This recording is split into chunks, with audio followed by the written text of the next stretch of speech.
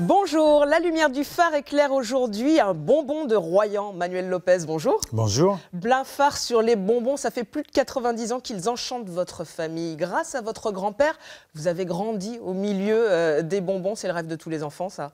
J'ai l'habitude de dire que je suis un peu né dans le sucre. Oui. Donc c'est pas très faux. Donc vous avez des bonnes dents, combien de caries? Un petit peu quand même. Quand même. Je goûte tous les jours. Comment tout a commencé? Ça a commencé par une migration de mes grands-parents en France à la fin du 19e siècle, début 20e. Donc c'était une région très pauvre et ils sont arrivés en France pour faire des saisons. Et donc ils ont travaillé un petit peu, ils ont rencontré des confiseurs et des glaciers sur ce qu'on appelait à l'époque les fêtes foraines. Ouais. Et ils ont appris un peu ce métier-là. Et puis ça a perduré, leur fils a pris la suite. Et puis moi après j'ai repris. J'ai cru pendant un moment que c'était un peu contre nature. Et puis non, l'atavisme est revenu trop fort.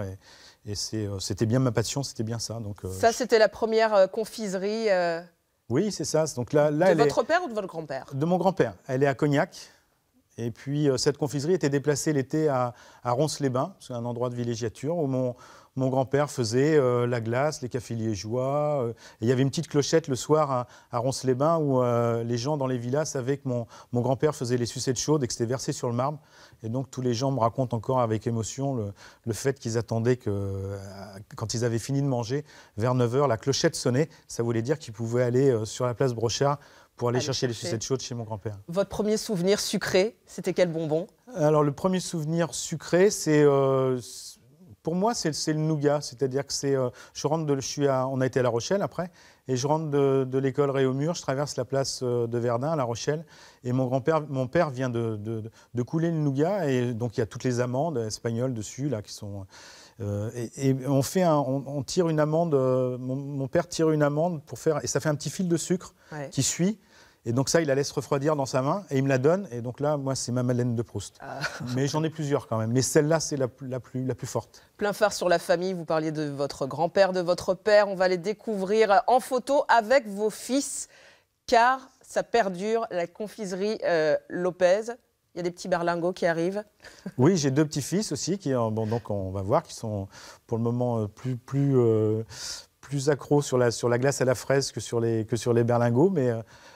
la plus grande fierté de mes parents, c'était déjà de venir voir le magasin. Et moi, ma plus grande fierté, c'est de travailler avec mes fils. Vous les avez élevés au sucre aussi? Ils collectionnent les caries? Ils ont des parcours différents, mais indirectement, ils ont mis du temps ou pas. Mais ils sont revenus pour venir travailler avec moi à leur initiative. Plein phare sur quelques bonbons qui font la spécialité des confiseries Lopez, comme les niniches. C'est une institution à Royan. Quand on va à Royan, on va sur les bords de la plage, on demande des niniches. Entre autres, parce qu'en fin de compte, tous les clients de la confiserie Lopez, ils ont chacun leur Madeleine de Proust. Donc les niniches, ça en fait partie. Donc c'est ce qu'on appelle les descendants de la niniche bordelaise. Donc c'est un caramel mou. C'est pas comme la niniche de Quiberon qui a une sucette dure. Et donc les deux sont très bonnes, mais sont différentes. Et donc là, là forcément, il y a plein de gamins qui ont été à la sortie de plage, qui ont été ce qu'on appelle élevés aux niniches. Ouais. Donc ils attendent, il y a 1 ou 2 parfums sur un bâton, et voilà, on les fabrique devant eux, et c'est ce qui fait le côté attractif. Plein phare sur les glaces, c'est votre autre spécialité, parce qu'il faut chercher à se diversifier quand on est confiseur? Non, on fait partie en glacier, on est souvent cité au niveau national dans les meilleurs glaciers. En confiserie aussi, mais les deux ensemble, c'est assez rare. Et en glacerie, c'est là où on s'est le plus développé. Il y a beaucoup de technologies en glace où on était obligé de progresser, de faire des formations. J'ai la chance d'avoir beaucoup de meilleurs ouvriers de France comme dans mes relations, et j'ai fait beaucoup de formations. Mes chefs en ont fait.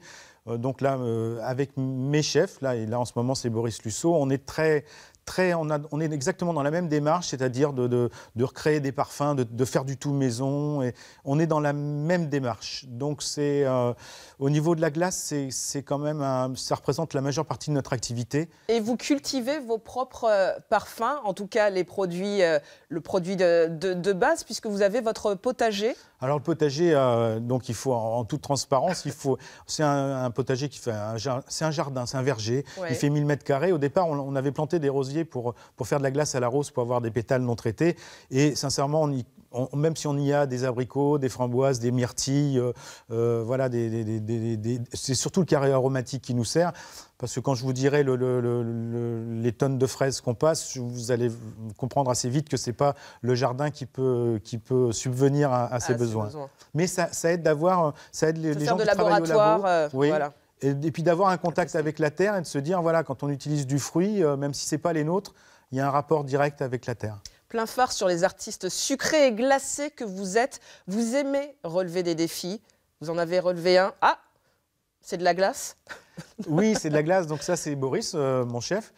Donc au mois de septembre, on a fêté les 40 ans de la confiserie sur le front de mer. Et donc, ils font, de toute façon, maintenant, le métier de la sculpture sur glace est rentré dans le métier de glacier, hein, dans les concours pour meilleur ouvrier de France ou dans ce qu'on appelle l'art éphémère. Et là, pour l'occasion, Boris et Johan, qui était le numéro 2, ont fabriqué un bar à glace.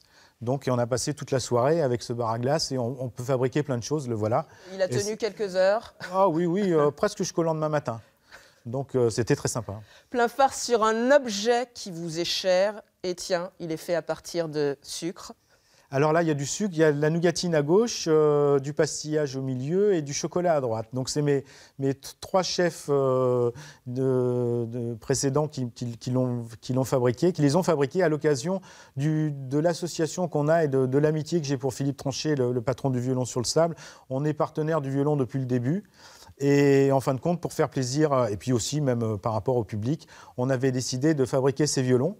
Et c'était un coup de cœur pour le violon qui fait partie, un peu comme aussi nous, on est institutionnalisé, mais le violon sur le sable l'est aussi. Et ça fait 2 emblèmes de Royan, je trouve qu'ils sont assez sympathiques. Merci beaucoup Manuel Lopez d'avoir mis vos confiseries dans la lumière du phare. À moi les bonbons maintenant.